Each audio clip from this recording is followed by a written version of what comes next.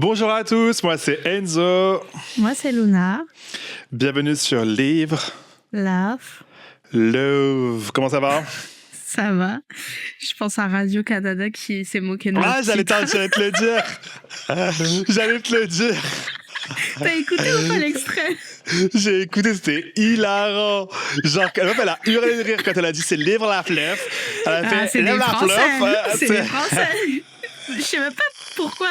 Qu'est-ce qui lui a fait dire ça?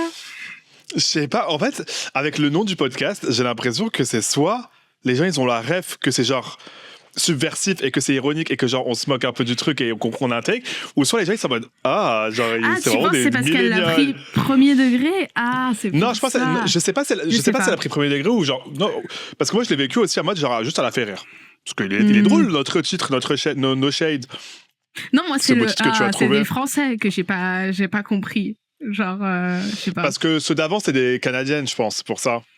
Je sais pas, ouais. Et peut-être que, je sais pas, est-ce qu'il y a, je sais pas, dites-nous s'il y a des Québécois qui nous ont découvert grâce à Radio-Canada, là.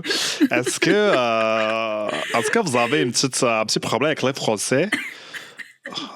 Je fais bien l'accent ou pas? Je me tenterai pas à ça. J'aime trop les Canadiens, je vais trop aller à Montréal, c'est my dream. Mais bon, c'est pas la période, je vais pas aller pour me geler le cul à cette période, ça va. Et je veux aussi avoir une confirmation, j'ai une pote qui me dit tout le temps que Montréal, c'est une ville où tout est souterrain. Et je la crois pas. Ça je suis sûr qu'elle me ment, je sais pas pourquoi, je pense qu'elle a aucune raison de me mentir, mais je la crois pas. En fait, elle dit qu'il y a une ville souterraine, il y a Montréal et il y a la ville souterraine de Montréal, où en gros, genre tout est relié dans la ville, parce que vu qu'il fait froid l'hiver et tout, tout le monde vit en souterrain. Mais en fait, je suis sûr qu'elle se fout de ma gueule, je sais pas pourquoi. What? J'ai jamais entendu ça. Mais donc, s'il y a des Montréalais, Montréalois, Je sais pas. des Canadiens, des Québécois, s'il y a des Québécois dans la sorte, n'hésitez pas à me dire, là.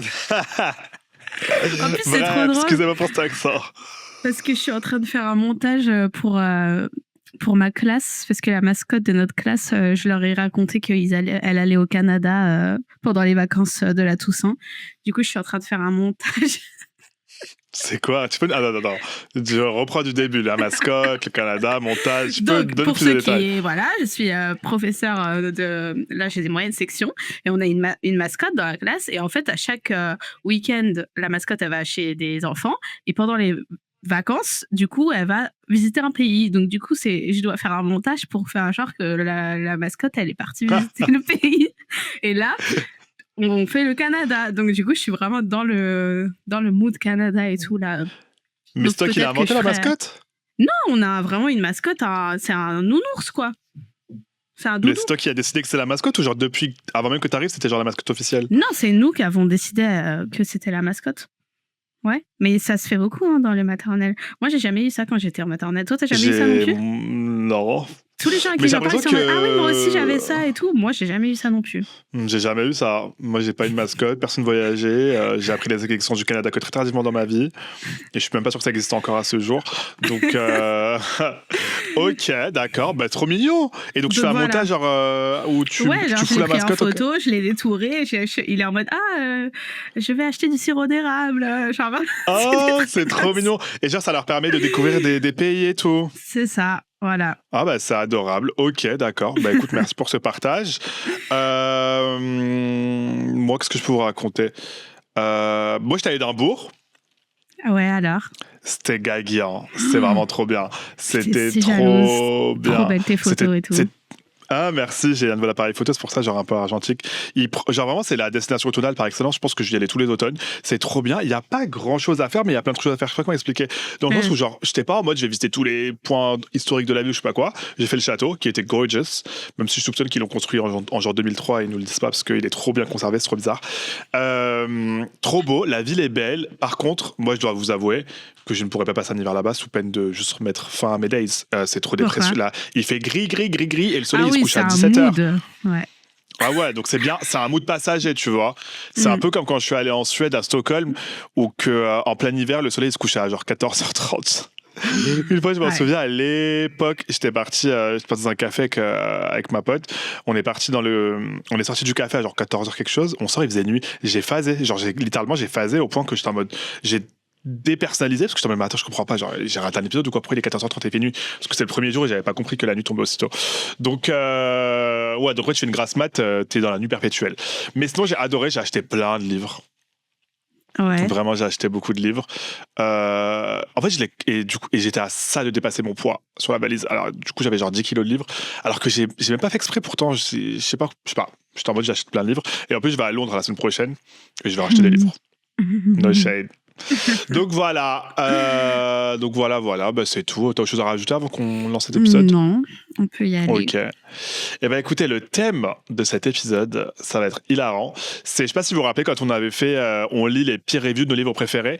Ben là, on fait l'inverse. On lit les meilleurs reviews de nos livres qu'on déteste le plus, et on va débattre. Bon, je te propose que avant qu'on lise les reviews de chaque livre, on explique quand même la raison de pourquoi ce livre est une grosse merde, tu vois.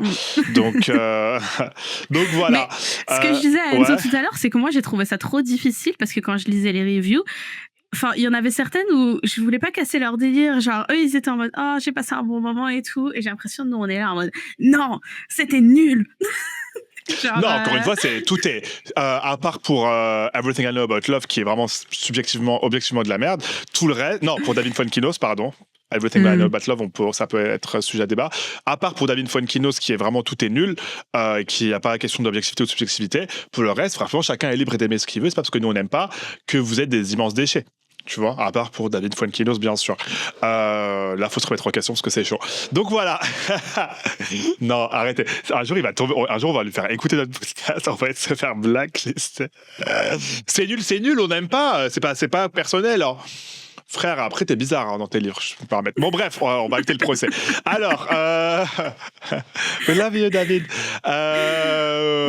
Comment procède? Comment est-ce qu'on fait? Chacun son tour. Bah après, on a tous les deux mis Everything I Know About Love dans notre liste. Hein. Ouais. Donc, je te propose de commencer par ça. Donc, Everything I Know About Love de Dolly Alderton, on en a déjà assez parlé. On va laisser Magali du Loiret tranquille pour cet épisode. C'est qui Magali du Loiret? Mais c'est toi, dans le dernier épisode qu'on en a parlé, t'étais en mode c'est un livre pour Magali du Loiret, no shade et tout. Je m'en souviens même pas. Ouais, excusez-moi à toutes les Magali du Loiret. Big up à vous. Donc, première review, moi j'ai pris que les reviews 5 étoiles. Vas-y. Je pense que tout le monde devrait lire ce livre à un moment donné dans sa vingtaine. C'est extrêmement drôle, super touchant et essentiel. Cette lecture, c'est à la fois comme recevoir le câlin d'une grande sœur et se prendre une claque par la vie.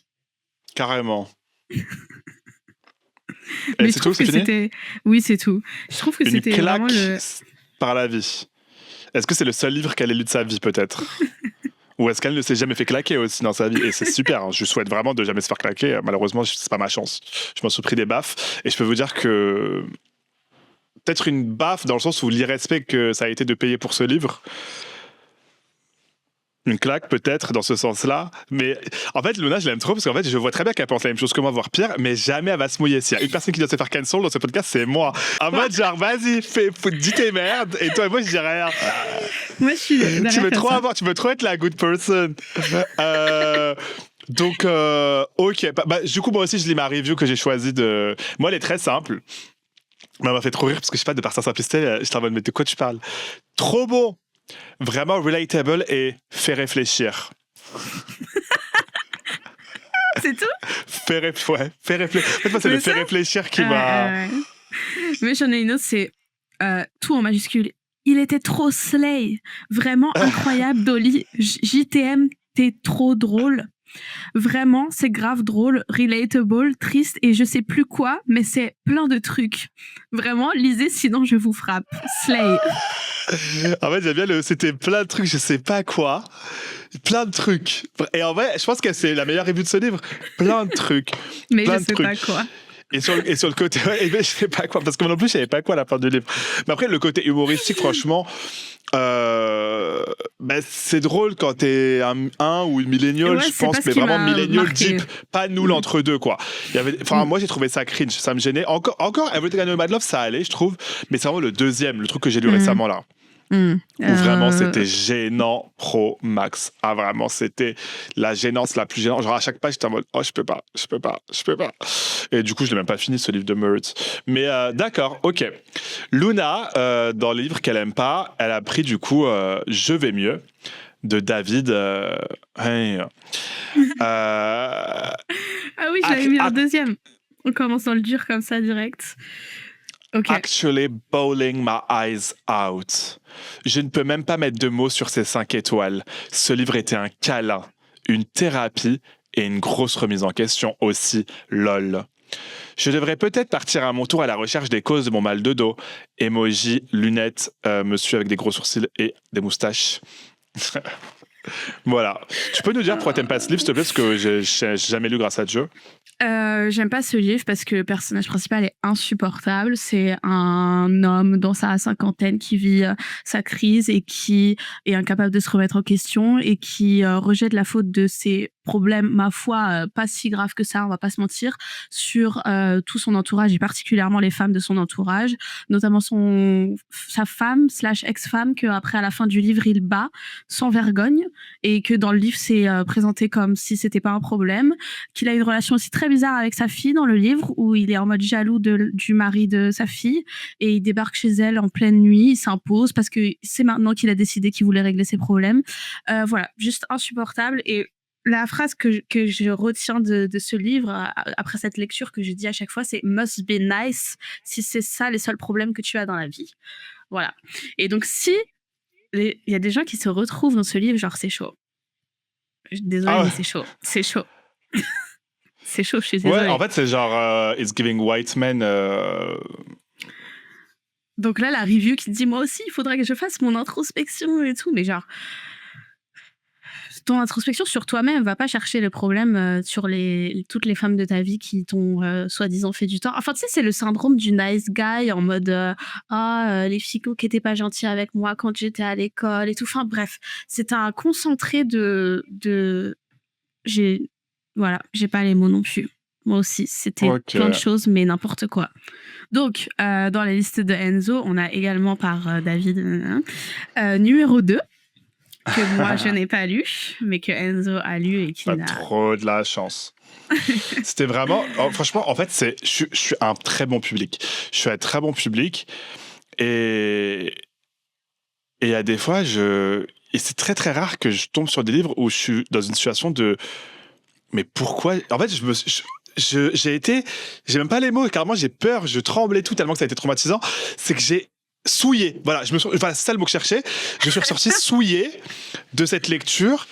J'étais en mode, mais qu'est-ce que j'ai lu? Et en fait, en dehors de cette souillure à jamais ancrée dans mon âme, c'était l'incompréhension qui a vraiment régné après cette lecture, parce qu'en fait, j'étais en mode, mais c'est ça que tout le monde hype? Mais et vraiment... Je peux être derrière n'importe quel wagon. Il n'y a aucun problème. Moi, il y a un train, je le prends. Il n'y a pas de souci. Même quand des fois, je ne comprends pas trop, je peux entendre. Mais ça, pour le coup, je n'ai pas compris la rêve de pourquoi les gens kiffaient ce livre. C'était écrit. It was giving Wattpad. J'ai vu des booktokers écrire des meilleurs livres. Voilà, je suis désolé. Pardon, no shade, bien entendu. C'était nul. L'histoire, elle était nulle. Et pareil, en fait, on retrouve ce que tu disais dans son livre, là... Je sais pas ce que c'était le truc de premier mieux. Là, je vais mieux, c'est qu'il normalisait des comportements, t'as peur. Le mec, c'était un gros connard, il était violent, il parlait mal à sa meuf, à sa famille, ça, et c'est en mode, mais le pauvre, comprenez-le, il a pas eu le rôle dans Harry Potter, wesh, ça a gâché sa vie. Et donc non, moi j'ai vraiment pas aimé. Je t'écoute.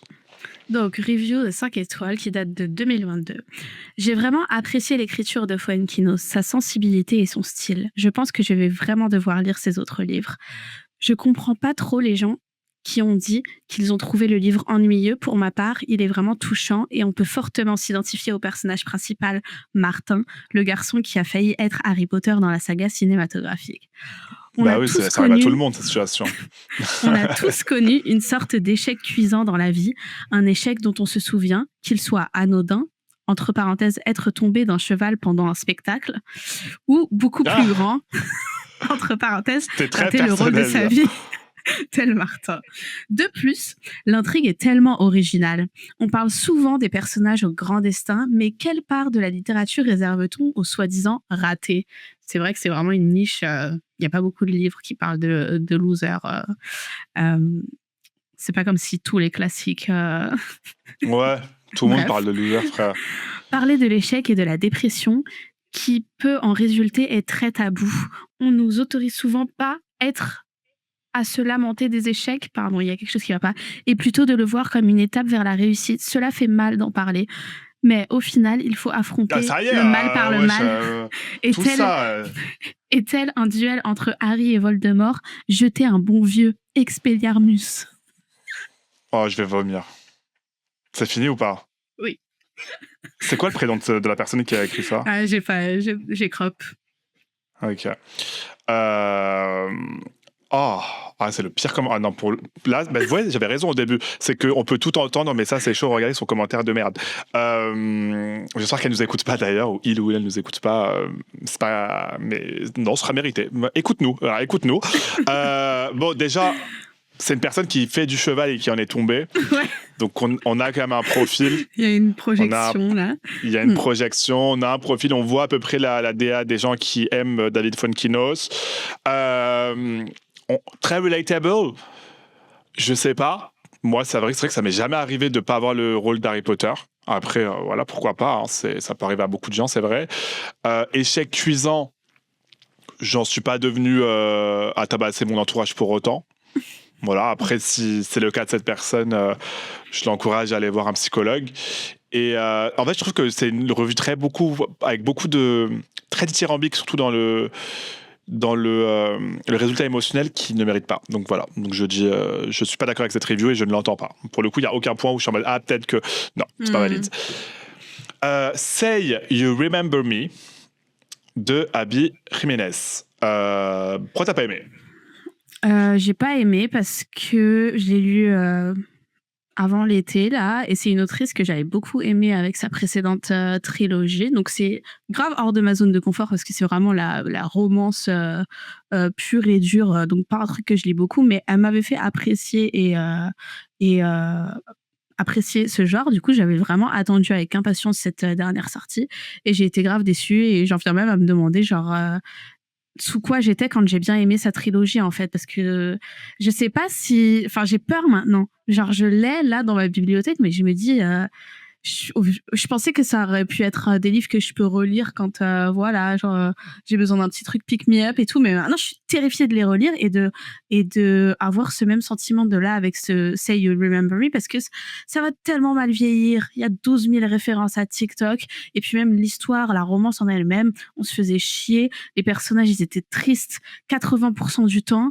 mais majoritairement c'est surtout, on dirait que c'est Tata qui essaye de parler comme une Gen Z qui a écrit le livre. Et ça, c'était trop dur. C'était trop dur à lire ça. Voilà. Les reviews sont hilarantes. J'en ai choisi une qui de base était en anglais que j'ai dû traduire, donc c'est un peu pas naturel comment je vais la dire. Mais en fait, pour moi, la review, elle est tellement en accord avec ce que tu dis. J'ai pleuré dans un Starbucks et Taylor Swift aurait approuvé.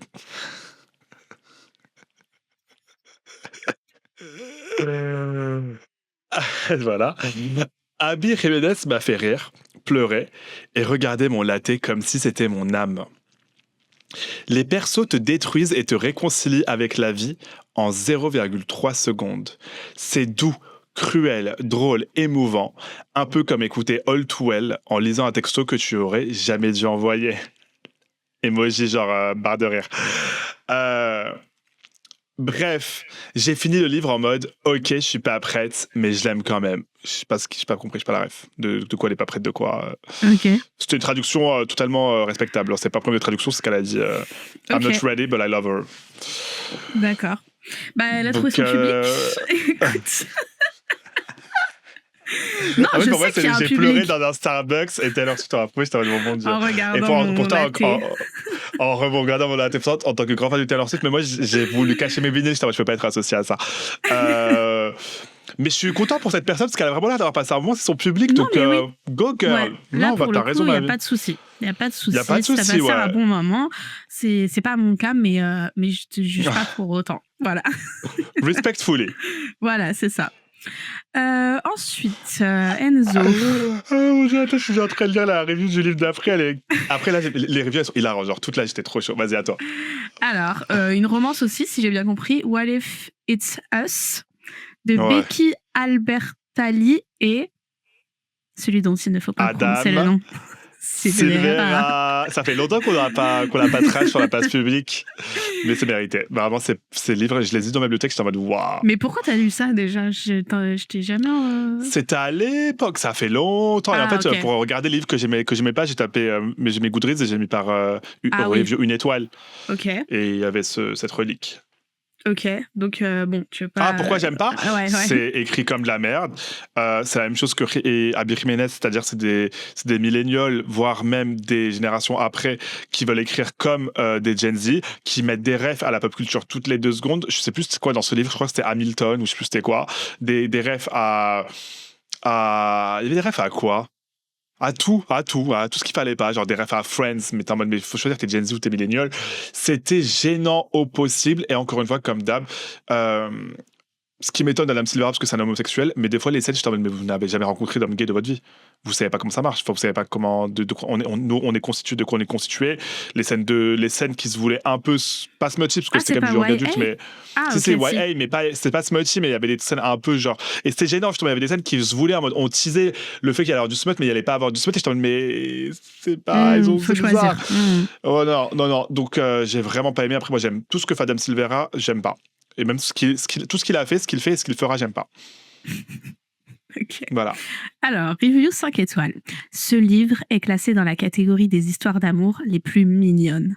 J'ai ri, Tu te fous de j'ai ma pleuré gueule. Non, c'est bon, et je allez, suis ciao. tombée amoureux de Ben. Il a quel âge, le monsieur qui a écrit ça? Je sais pas.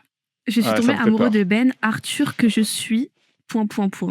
J'ai pas compris. L'histoire est de bon goût, sans verser dans l'hypersexualisation. L'humour est à Oh, ouais. point et les références culturelles sont exquises. J'attends la traduction. Oh mon Dieu.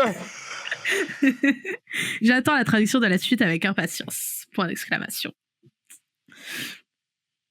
Oh waouh. Eh ben, je suis content pour cette personne. Il a trouvé son public. Ouais. En fait, c'est dur à critiquer parce que je pense que c'est vraiment.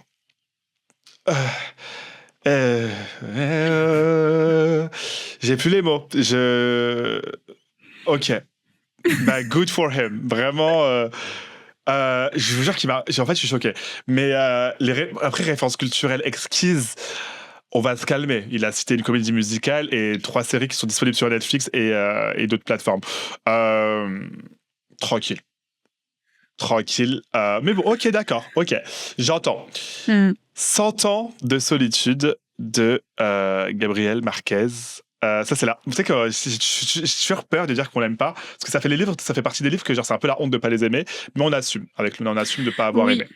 J'assume, j'ai été au bout. Mais là, je suis en mode, je suis pas autant. Je sais pas si j'assume finalement. Je vous le dis encore, je sais pas si j'assume. Je sais pas si c'est moi le problème, si j'ai pas compris. Mais au-delà du fait que oui, j'ai pas compris avec le fait que les personnages avaient tous les mêmes noms et tout, il y a des passages qui m'ont vraiment mis trop mal à l'aise et moi j'aime pas. One Thing About Me, j'aime pas les livres où il se passe des trucs où tu sais c'est grotesque, burlesque, un peu dégoûtant, non, et tout. J'aime pas du tout les trucs comme ça. Et il y avait des passages comme ça. T'es pas une Murakami girl, genre? Non, pas dans ce sens-là, en mode ôter sa moche vague. Tu vois? Ah, t'inquiète, chacun son tour. Voilà. tu vois ce que je veux dire? Et il y avait beaucoup de ça aussi. Et en fait, il m'a marqué en un sens. Genre, j'ai encore en tête les images que je me suis fait dans ma tête quand je le lisais et tout.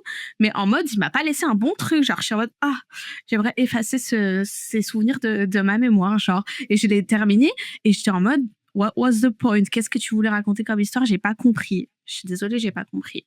Voilà. Donc, peut-être que les reviews que tu as choisies vont nous éclairer, je ne sais pas. Bah, Faites-moi changer d'avis. en fait, justement, la review 5 étoiles, en fait, elle givait, elle était 5 étoiles, Mhm. mais c'était hyper. Je sais pas si c'était passif-agressif ou c'était vraiment ça qu'il avait aimé. Parce que, Ah, enfin, limite, je pensais que c'était de la IA carrément, tellement que j'étais en mode, mais c'est quoi ça? Je- C'est pareil, pareil, c'était en anglais, donc ça a été traduit, donc c'est peut-être pas aussi naturel que ça l'était. Je crois que 100 ans de solitude est un livre miraculeux. Peu d'auteurs ont osé, comme Marquez, offrir au lecteur une expérience si totale qu'elle en devient incompréhensible. C'est d'une beauté rare. On s'y perd, on s'y noie et on n'en ressort jamais vraiment. Un peu comme quand tu ouvres un arbre généalogique des Buendia que tu réalises qu'ils s'appellent tous pareils.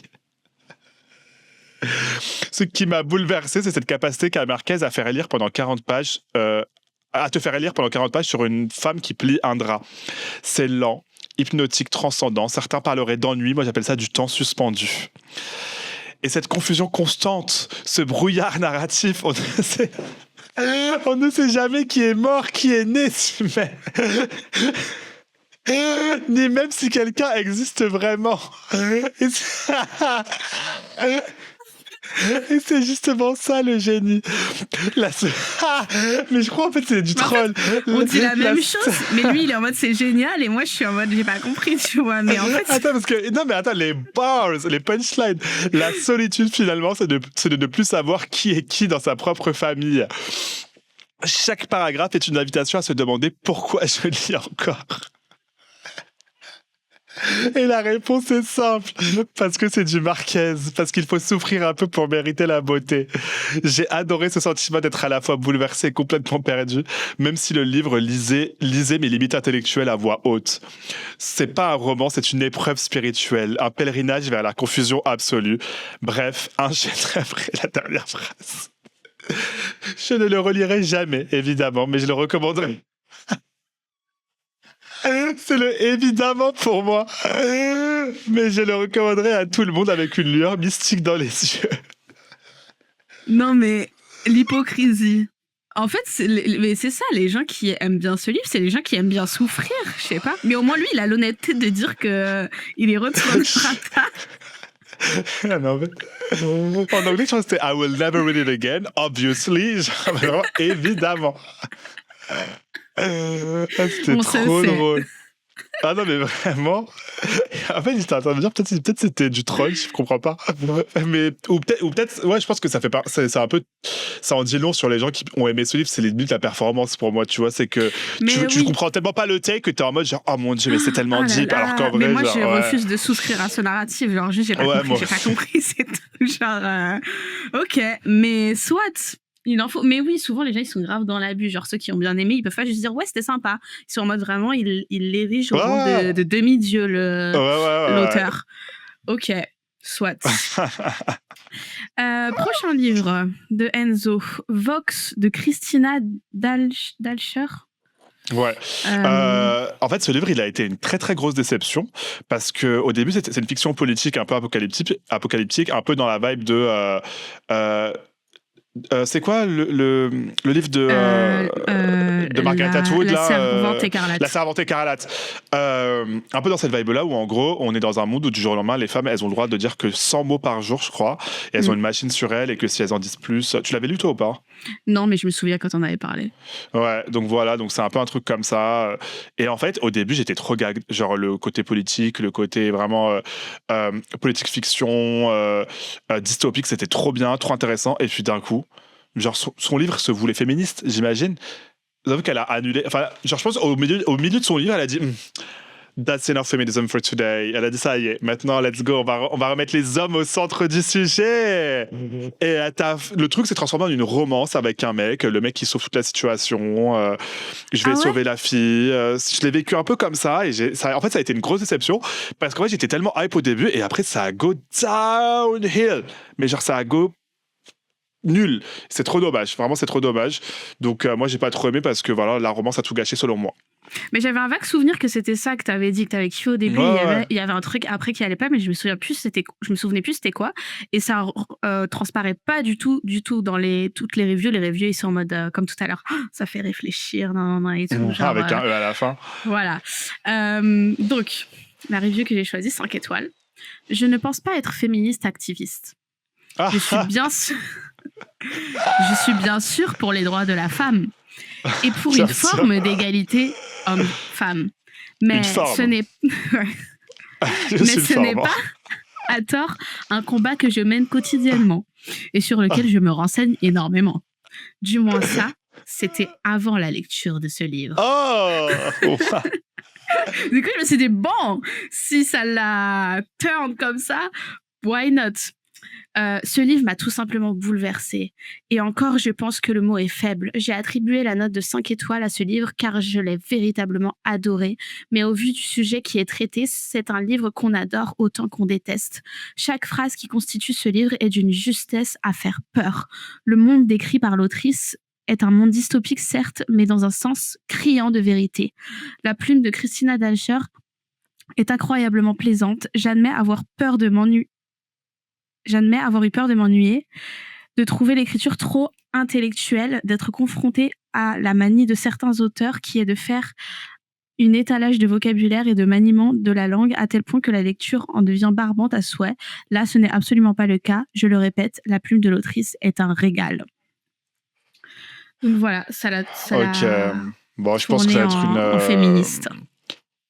Bah tant mieux. En vrai. Après, je pense que vu ce qu'elle dit sur la forme, vraiment la forme en elle-même du livre, je pense que c'est quelqu'un voilà qui doit lire et No Shade, hein, qui doit lire beaucoup d'Emma Green. Mais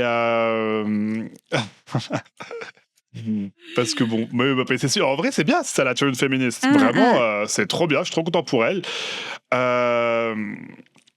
Bah juste good for her. Vraiment, non, je suis très content. Non, en vrai, c'est positif. C'est bien, c'est bien, c'est le principal, c'est le but de ce livre. Peut-être que je l'ai mal lu, je sais pas. Je peux entendre son propos. Après, sa review, elle est vraiment, c'est ceux qui font des reviews et qui utilisent plein de mots, genre très clichés qu'on voit dans les reviews et qui va juste les mettre en mode genre, je sais trop bien écrire les reviews. Et du coup, ils mettent des trucs en mode genre la plume. Et il y a toujours des mots-clés, je trouve, qui reviennent dans les Alors les que reviews qui sont justement, pas. sa review est en train de dire qu'elle avait peur que la plume de l'autrice soit dans ce style-là. Ouais, voilà. mais en vrai, je suis très content pour elle. Ça l'a permis de s'éveiller un peu. C'est le but de la littérature. Et donc, Mais en fait, je voilà. pense que t'étais Peut-être que c'est une bonne entrée dans. too woke Ouais, pour ce livre et que c'était une layer. Bah, elle a rien inventé, quoi. En Ouais, fait, ce que voilà, je veux c'est dire, ça. c'est que c'est pour ça que je trouve que c'est ça. Je trouve qu'en fait, quand tu le lis, t'es pas en mode oh mon dieu, c'est genre. T'es en mode ouais, ça peut arriver. Enfin, surtout quand t'as lu. Enfin, moi, je l'ai pas lu, mais quand j'ai vu, quand tu connais La Servante écarlate, bah. Voilà Oui, quoi, elle a rien inventé. Ouais. Elle a rien inventé, c'est pas. Mais bon, mais je suis très content pour elle et j'espère qu'elle se dirigera vers d'autres lectures un peu plus. Encore plus demandantes, je lui souhaite. Non, c'est très bien. Non, c'est très bien. Vraiment, en vrai, no shade. Vraiment, je me fous même pas de sa gueule. Maintenant qu'elle est let's go, bah let's go. Le livre d'après, c'est Leave the World Behind de Rumaan Alam. Je connaissais pas du tout, donc je veux que tu nous en parles. Mais si, t'as été à la première de Netflix. Bah bon. Ouais, il y a 1 an et demi. Ah, c'est le truc avec la fin du monde, l'extraterrestre, je sais pas quoi. Non, il n'y a pas d'extraterrestres, mais tu sais, genre d'un coup, il n'y a plus de. Il y a plus de. Il y a plus d'électricité. Internet, il n'y a plus d'électricité. Internet, et ils sont dans un Airbnb. Ah Oui, ok. Je l'avais pas lu. Et bah, j'ai détesté. J'ai Ouais. beaucoup aimé. Enfin, j'ai beaucoup. Le film était bien. Moi, j'ai pas aimé le film non plus. Hein. Bon, c'était coloré, ça se regardait, il a essayé de sauver le livre, je sais pas. Les prémices étaient cool dans le sens où c'est une famille moyenne classe qui habite à New York et qui réserve un Airbnb pour les vacances ou le week-end, je sais plus. Et sauf que pendant qu'ils sont dans le Airbnb, commence à y avoir scénario catastrophe, plus d'électricité, plus de internet, plus de réseau, plus rien et tout. Et du coup, le propriétaire du Airbnb revient parce qu'ils ont plus nulle part où aller. Et la famille qui est propriétaire du Airbnb, c'est une famille noire, alors que la famille qui a loué le Airbnb, c'était une famille blanche. Du coup, il y a un peu cette layer de la question raciale au début, elle croit même pas que c'est... Qu'on n'a pas dans le film, hein, il n'y a pas du tout ça dans le film. Un peu, mais bon, j'aurais aimé que ce soit plus développé, parce que je pensais que c'était ça le texte du livre. C'est ça, je trouve que le livre, il pique up plein de sujets comme ça, mais je sais pas ce qu'il voulait nous dire à la fin, parce que même après le scénario catastrophe, voilà, c'est pareil, on pourrait dire la même chose. Oh, ça fait réfléchir, ça pourrait arriver demain. Genre, en vrai, je sais pas ce que ça voulait dire non plus. Et moi, ce qui m'a tué, c'est que juste on suit une famille et que l'auteur, il a réussi à mentionner les les organes génitaux de tous les membres de la famille, à part la petite fille de 8 ans, Dieu nous en préserve. Mais on a eu une scène de cul avec les parents, on sait pas pourquoi elle est là. On a eu une scène, je crois, je sais plus, une scène un peu malaisante aussi avec le fils adolescent, parce que quand les propriétaires du Airbnb revient, il est un peu chelou avec la fille du propriétaire et tout. Enfin bref, juste j'ai pas compris ce que ce livre essayait de faire et c'était pas un bon moment et ça m'a saoulé. Voilà. Ok, Ça m'a la saoulée. review. Ça m'a saoulé, dédicace. Mon podcast tous les mardis matin. Je pense que Rumaan Alam a réussi un truc que peu d'auteurs osent. Pareil, ça vient de l'anglais encore. Écrire un roman où il ne se passe rien, mais où j'ai quand même eu l'impression que la fin du monde était dans ma cuisine. Pour avoir vu le film, j'ai pas trop la rêve de ce qu'il raconte. Le livre te donne 0 réponse, 1000 tensions et 3 envies de déménager à la montagne sans Wi-Fi. Ah bon? Non. C'est tout l'inverse de ce que j'ai ressenti du film. C'est en mode plus jamais, 1 heure ça va te rester et je me tue. Voilà, c'est tout ce que j'ai ressenti de ça.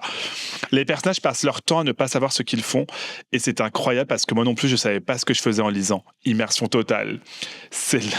Non mais faut arrêter avec ça, je suis désolée. C'est lent, frustrant, anxiogène. Bref, j'ai adoré. Non. Un roman parfait si t'aimes le chaos existentiel, les silences lourds, whatever that means, et le concept d'apocalypse, mais poli. Pas compris non plus. Quoi? Non, j'aime pas. Genre, faut arrêter de dire ça. Je suis désolée, Big. On est fin 2025. Faut arrêter de dire en mode oh, j'ai rien compris. C'était du génie. C'était fait exprès. Non, ça se trouve juste c'est pas bien fait. C'est tout. Au bout d'un moment, faut arrêter. Donc non. Là pour le coup, je respecte pas cette review. Désolée. J'entends. Tu es valide. À toi. Alors, prochain livre de Enzo, Find Me de André. Comment ça se prononce? Asiman. Asiman, ouais, le mec de Call Me By Your Name. Donc, qui est une suite de Call Me By Your Name. Tu veux nous expliquer pourquoi tu n'as pas aimé? C'était une propagande en faveur du pédophilisme, de la pédophilie, d'après moi. Mais c'est même pas genre une blague, c'est pas pour rigoler, c'était dégueulasse. J'ai jamais lu un livre qui, pour le coup, lui, j'ai été souillé, mais au plus profond de mon âme. Et c'était très décevant. Bon, déjà, voilà. Après, vous allez me dire, ouais, mais Call Me By Your Name. Bon, déjà, c'est vrai que j'aurais pu entrevoir quelques affinités avec le genre dans Call Me By Your Name.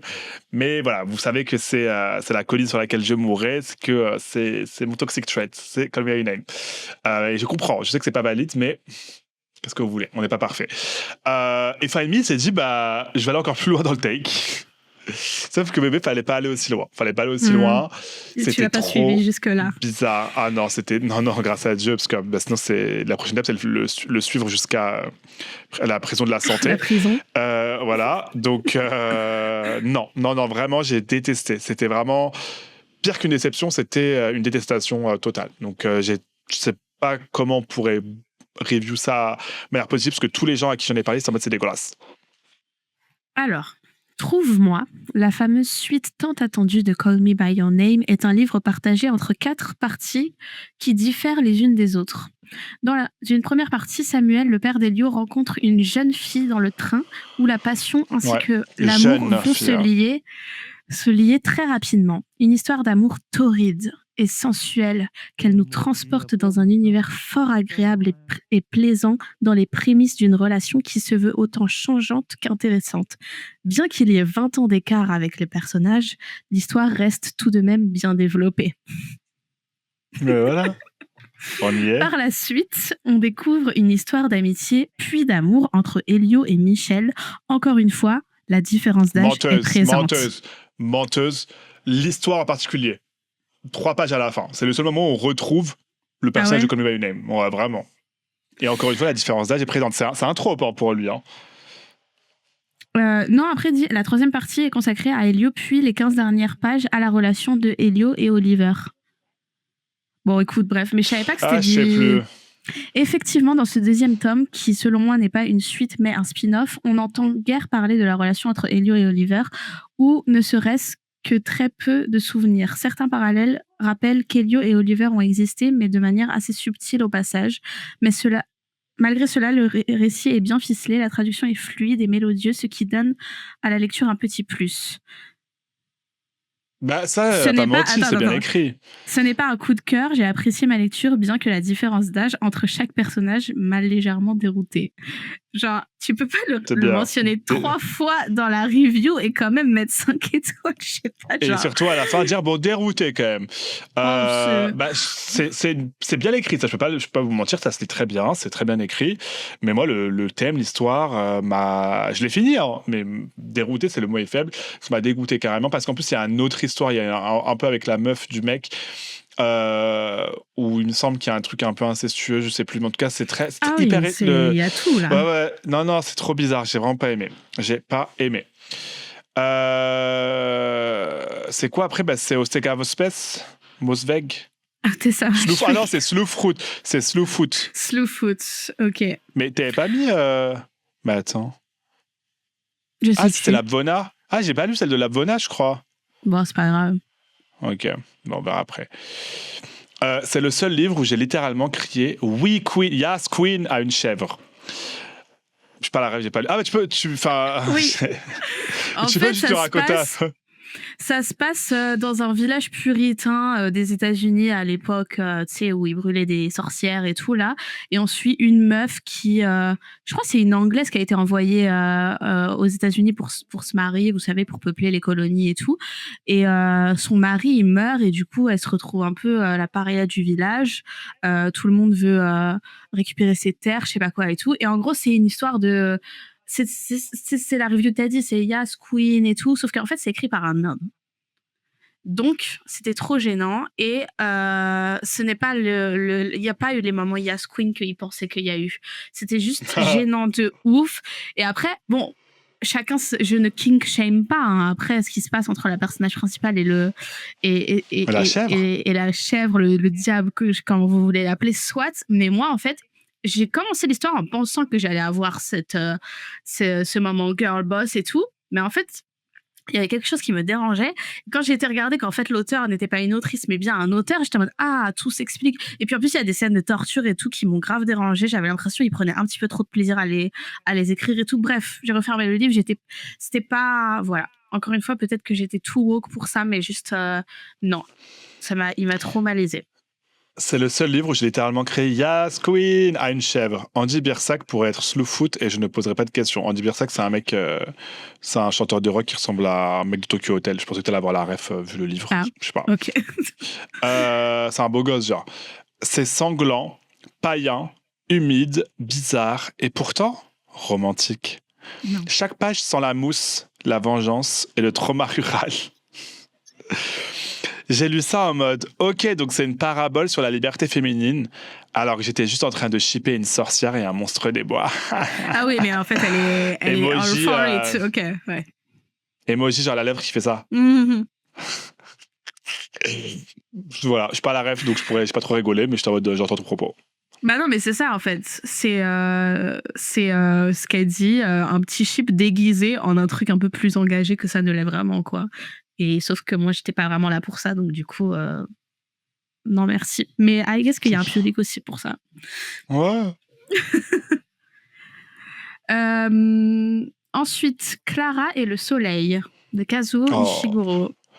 Bah c'était nul hein, vraiment, c'est très bien écrit, c'était joli hein, y a pas de souci, je remets pas en cause sa plume, c'est un brave type, mais c'était nul, j'ai pas compris le message, j'ai pas compris ce qu'on voulait nous dire, il se passait rien, le robot complètement à côté de la plaque, j'ai pas d'argument, c'était boring, nul, et encore une fois je n'ai pas compris le message, donc peut-être que j'étais trop bête, je sais pas, peut-être j'étais pas assez dans la métaphore, dans l'émotion. C'est nul, vraiment pour moi, parce que c'est quand même un prix Nobel. Hein. Nul. C'est tout, j'ai pas d'argument, vraiment, j'ai pas d'argument pour le coup, c'est nul. Moi je l'ai dit à Nef parce que j'avais lu avant Never Let Me Go et j'avais dû forcer pour le terminer. Et à la fin, j'étais en mode I get it. Mais genre, en fait, ça vaut pas les 300 pages de souffrance en fait, donc c'est pour ça que j'avais décidé de le DNF et du coup j'ai choisi une review qui reflète bien ça et je trouve qu'on est exactement dans le même mood où c'est en mode faut arrêter au bout d'un moment s'il faut forcer. Bref, 5 étoiles. J'ai eu de la difficulté à lire les premiers 2 tiers du livre, mais honnêtement, les 100 dernières pages m'ont fait comprendre pourquoi Ishiguro est un récipient du prix Nobel de littérature. Mais en fait, C'est les tout 2 tiers Ok. du livre, ils comptent 2 dans le tiers, livre. c'est. Tu vois ce Bah que ouais, je veux c'est dire? ça. Enfin, moi, c'est au bout d'un Ouais, moment, moi, il ça faut m'énerve, équilibrer.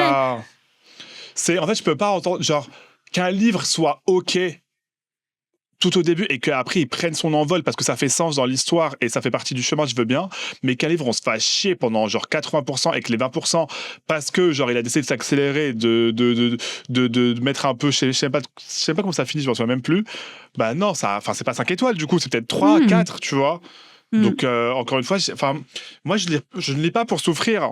Il y a des lectures. Pour moi, les lectures qui doivent être genre plus demandantes, plus exigeantes, ça va peut-être être des essais, des trucs vraiment d'apprentissage. Où là, je vais me forcer. Je vais pas passer le meilleur moment de ma vie, mais je vais ressortir avec une connaissance. Là, je suis désolé, Clara et le Soleil, j'ai rien appris. Même les robots, ils étaient mal faits, quoi. Je préfère Annie Bot. Elle, c'est une vraie queen. No shade. Period. Clara is over. La bibliothèque de minuit de Matt Haig, donc, qui est le pire livre jamais créé sur Terre d'après Luna, alors que moi Voilà. j'ai bien aimé. Et moi- Je pense que c'est un livre que Magali Duloiret, elle aimerait bien aussi, tu et vois. en vrai, ouais. Et en vrai, quand j'ai lu les reviews, j'étais en mode putain, en vrai, elle a raison, elle avait un take. Je sais pas, mais je pense que quand je l'ai lu au moment où, je sais pas, j'avais besoin d'un peu de baume au cœur de cette façon très magalienne au Voilà, final. je suis là.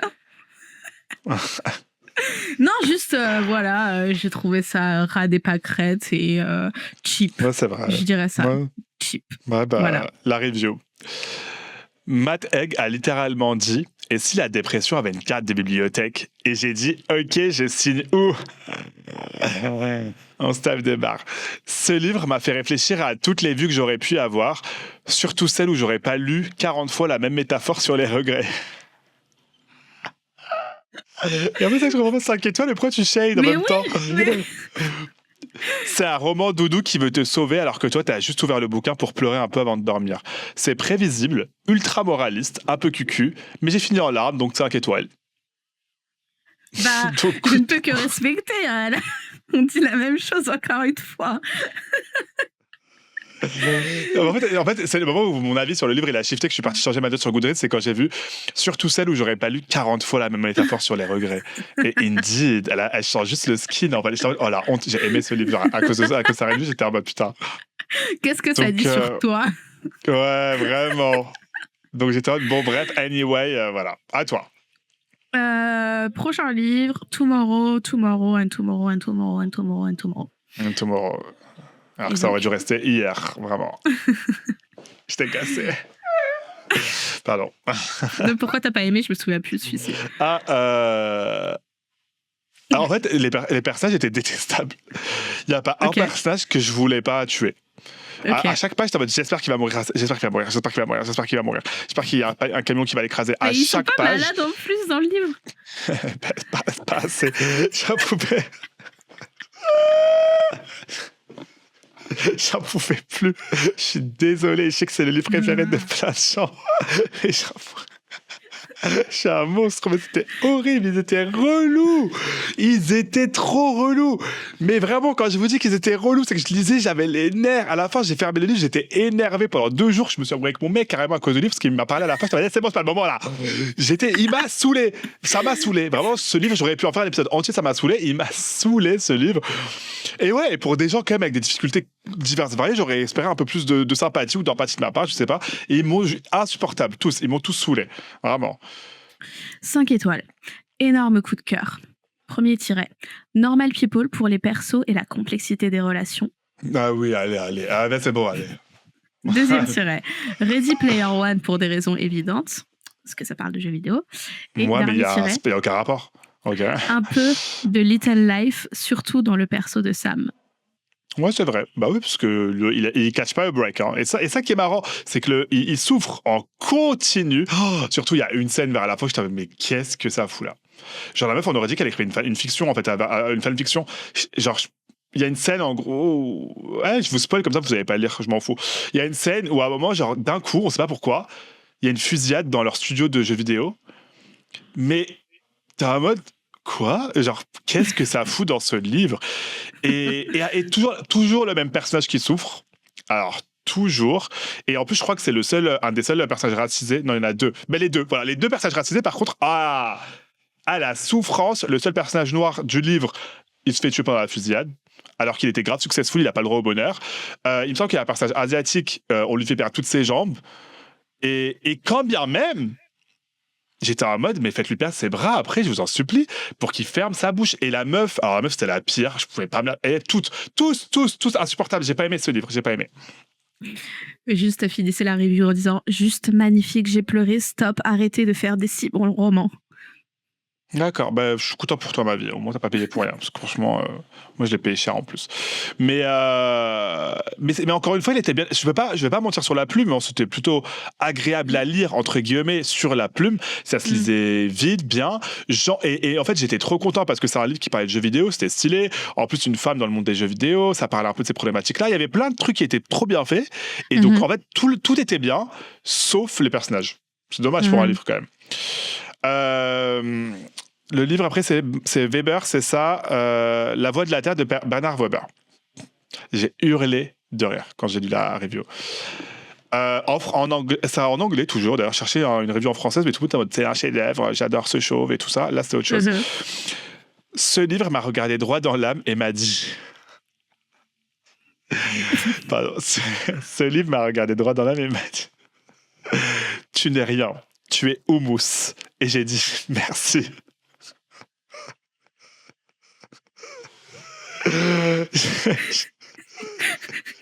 Et j'ai dit merci. C'est 600 pages de nature qui te juge, de vent qui te parle et de personnages qui font des crises métaphysiques dans tes flaques d'eau. L'impression de respirer très fort dans une forêt pendant 3 heures. J'ai rien compris, mais j'ai senti des choses. C'est lent, boueux, spirituel, moite, bref, un orgasme écologique. Le genre de livre qui te donne envie de faire des câlins aux arbres. On n'a pas lu le même livre. Hein. Pour le coup, là, c'est pas si complexe que ça. Hein. C'est aussi très... Ah oui, raconte, pardon, ce qui m'a saoulé, c'est que c'est pareil, c'est ras des pâquerettes, les métaphores. La goutte d'eau, ça a été le côté fanfiction, le chip entre la planète Terre et une météorite, genre des métaphores de pénétration entre une météorite et la planète Terre. Ça m'a vraiment... c'était celui-là c'était celui-là. C'était ça le livre, oui. Ah oui. Oh, c'est fou rire. Ça m'a tellement donné envie de le lire. Voilà. Donc, pour le coup, je trouve pas que c'est un livre spécialement difficile à comprendre. Justement, je trouve ça... En fait, tous les livres de Weber se ressemblent. J'ai lu le premier, ça m'a gag, et après j'ai compris la supercherie, on va pas se mentir, il fait tout le temps la même chose, et c'était le livre de trop. Et voilà, après en fait c'est cool si vous arrivez à genre unlock des réflexions philosophiques avec ce type de matériaux de base, quoi. Enfin, je veux dire, je sais pas à quoi ressemble votre vie pour que ce soit ça qui vous fasse réfléchir, mais... Oh shit. On est des monstres dans cet épisode. Wow. Mais pour le coup, c'est pas le livre atmosphérique qui veut le faire par lequel il veut le faire passer là, pas du tout. Hein. Okay. Il n'est pas dans ça, Weber. Il est vraiment en mode. Et il a fait ci, et après il a fait ça, et après il a dit ça, et il lui a répondu ça, l'autre. Enfin voilà, il n'y a pas de. Excusez-moi, mais on le dit pas pour le mood et la plume. Hein. On lit pour rien. Excusez-moi. Ok. On les merci, t'as raison, tu t'es lâché. À toi. Yes, Daddy. J'ai pas le nom de... C'était quoi l'histoire? C'était un livre, c'était un truc gay, un thriller gay. Son deuxième livre, à cette hauteur, il était plutôt pas mal, mais le premier, oh là là, c'est nul à chier. C'était un mec qui trouve un daddy et qui vit au crochet de ce daddy, genre d'un sugar daddy. Il l'emmène en vacances pendant tout l'été, il le met trop, il y a un vacances de luxe, il lui paye tous les transports et tout. Et à un moment, le vieux, il est en mode, mais maintenant tu dois me rembourser ma vie. Ah, t'as pas l'argent pour me rembourser tout ce que je t'ai payé? Bah, tu vas travailler pour moi jusqu'à que ça rembourse la somme de tout ça. Et il l'enferme dans une cave. Et ce qu'il imaginait, c'est que mais je savais pas que t'avais pas aimé. J'avais pas aimé, parce qu'en fait, le livre, il se veut sexy, sauf que... Ah, le livre se veut sexy? Ouais, sauf que c'est très difficilement sexualisable, en fait. Donc, en fait, ce que j'ai pas aimé, c'est que dans les scènes de V, etc., il les écrivait un peu comme du smut, et j'ai trouvé ça dégueulasse. Okay. Et mais attendez, je crois que est-ce que j'ai pas... Oh mon Dieu. Non, mais je crois que j'ai lu un deuxième truc de lui, j'ai commencé il y a pas longtemps et j'ai refermé tellement c'était nul à chier, ouais. Oh mon Dieu, oui, un autre livre, je l'ai commencé, j'ai lu 10 pages, j'ai dit c'est la pire merde que j'ai lu de ma vie. Après j'ai dit mais c'est qui cet auteur? J'ai regardé, j'ai fait ah ok. Et genre c'est le pire livre que j'ai lu de l'année, genre no shame. Le suivant qu'il a écrit après? Le suivant, ouais. Deux mecs qui prennent une mère porteuse, mais c'est la fin du monde. Et le mec, j'en ai parlé il n'y a pas longtemps. Oui. Et le mec, il va dans des trucs en VR. Il va voir des trucs en VR pour baiser avec des loups. Il aime trop ça. Bref. Il t'en a parlé. Voilà. Ok. Alors, review 5 étoiles. Happy Pride Month, friends.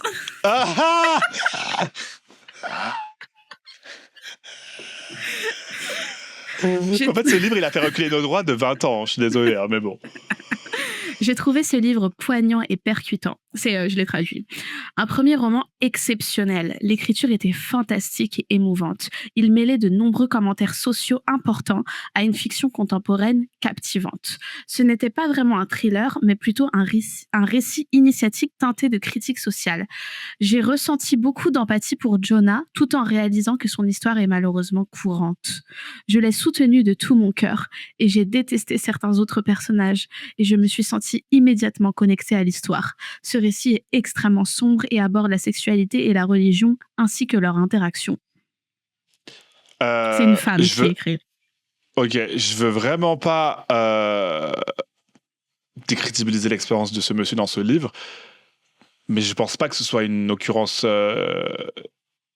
Enfin, c'était très irréaliste, mais bon, on sait pas. Peut-être qu'elle a connu des gens qui ont vécu cette expérience et je leur souhaite que du bonheur et de se rétablir. Ok, girl. Bah écoute, c'est vraiment. Happy Pride Month Friends au début. C'est le Happy Pride Month Friends où je suis en mode genre, bébé, genre vraiment, laisse-nous en dehors de ça, s'il te plaît. Good for you. Good for you. Parce que là, j'ai commencé à dire des trucs qui vont être graves. Donc, good for you. Et Happy Pride Month à toi aussi, vraiment. Le livre que tu as choisi, c'est une bande dessinée, c'est Pyongyang de... C'est ça? C'est imprimé? De Guy Delisle. Delise. De l'Island.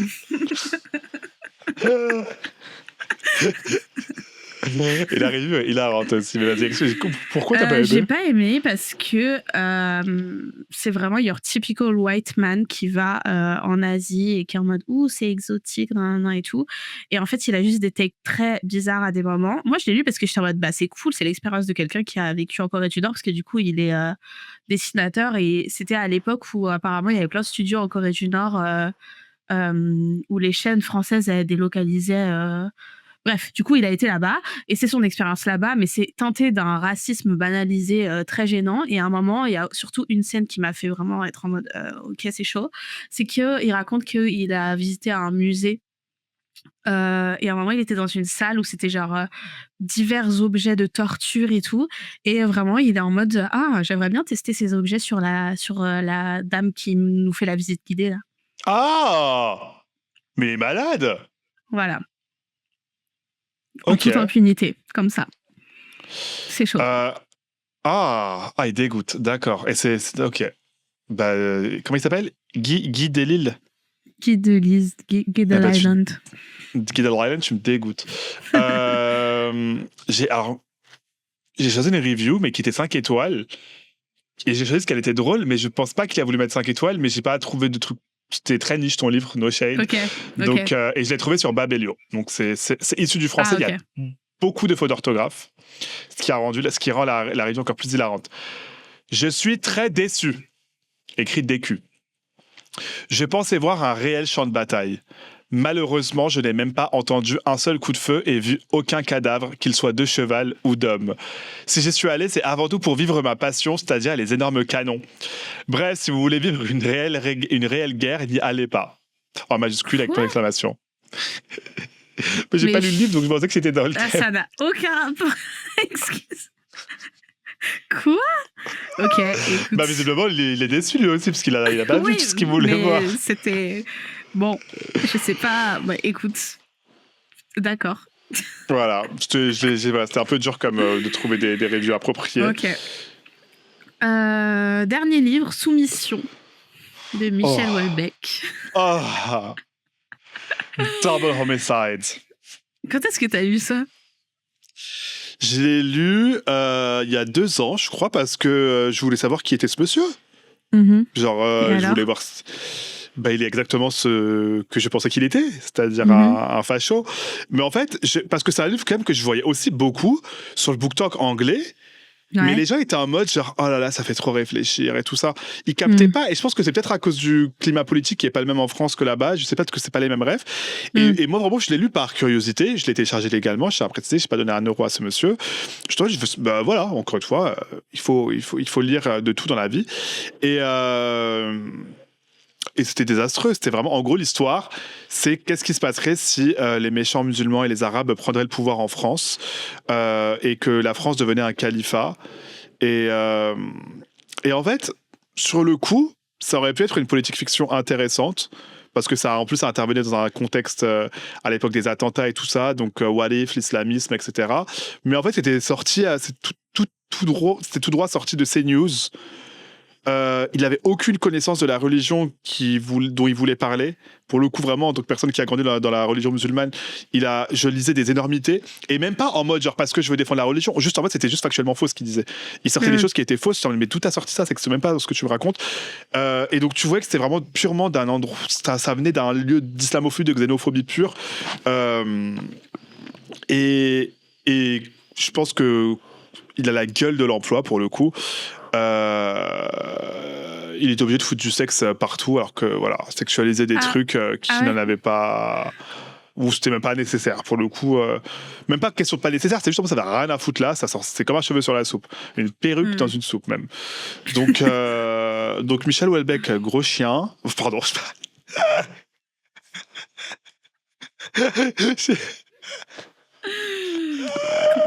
Pardon, je voulais en fait, bah oui, en vrai, oui. Mais je sais pas, ma parole elle a dépassé ma français. Je voulais dire autre chose. Bon, Il a review. 5 étoiles. J'en ai 2 là. Un petit air de Céline. Islamophobe pour l'interrogation? Je ne vois Ah, pas un en petit quoi. air de Céline, indeed, parce qu'on est sur 2 profils là, indeed, oui. Voilà. Je ne vois pas en quoi. Tout comme les Allemands qui l'ont placé en tête des ventes. Au final, il n'y a qu'en France qu'on l'a autant dénigré. C'est un livre pessimiste, mais qui sait?